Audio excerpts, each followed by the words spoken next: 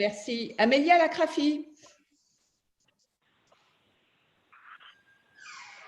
Madame la Présidente, bonjour Monsieur le Ministre.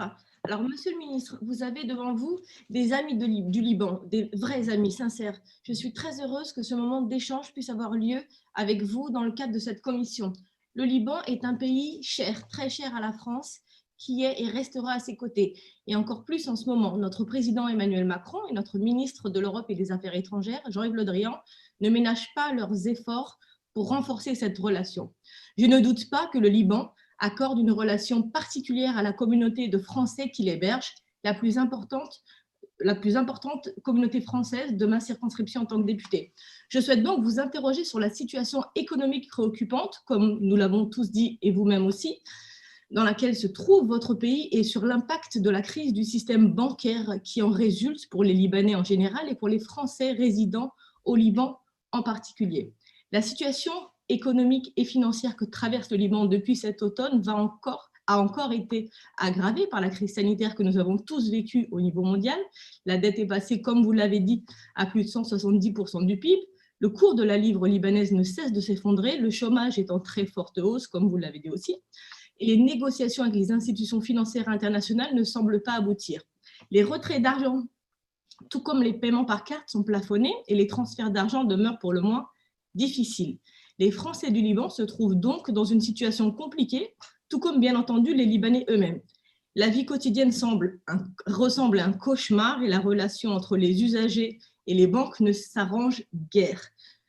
Je vous avoue que les témoignages des ressortissants français que je reçois sont inquiétants, voire très inquiétants. Ils sont désormais dans l'impossibilité de faire face aux charges du quotidien. Le paroxysme a atteint le sommet au point que les Libanais et les Français du Liban ne sont même plus en mesure de clôturer leurs comptes et prendre possession de leurs dépôts. Certains Français poussent le désarroi jusqu'à vouloir quitter ce pays auquel ils sont tellement attachés. Et ma question, Monsieur le Ministre, face à cette situation qui m'inquiète profondément, mais qui nous impose de rester tous mobilisés, est donc la suivante. Comment comptez-vous prendre en compte la situation particulière de nos ressortissants au Liban dans votre agenda de sortie de crise, notamment au niveau de leurs droits bancaires? On sait que, du coup que les banques exagèrent parce que les gens ont des droits tout de même. Est-ce que ce sujet est inscrit à l'ordre du jour?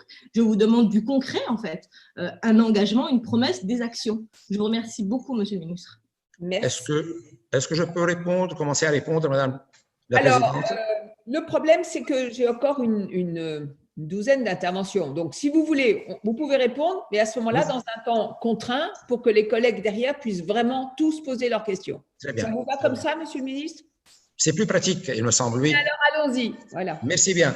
Bon, je commencerai par la dernière question. C'est un problème, Madame Lacrafi, auquel fait face toute la communauté étrangère au Liban, mais aussi les Libanais, le corps diplomatique, des professeurs qui sont à Beyrouth pour 1 an et qui doivent… Nous sommes en train de travailler, de faire de notre mieux pour vraiment pousser les banques. Je connais très bien la situation du volume de devises au Liban, mais c'est la responsabilité première des banques d'essayer de régler ce problème. Nous sommes tout à fait conscients et de ce problème et de ses répercussions sur chaque personne, chaque individu, mais aussi sur l'image du pays. Mais je peux vous assurer d'une chose, que nous travaillons sérieusement sur cette question qui touche à tout le monde. Pour ce qui est de la question, il y a eu des questions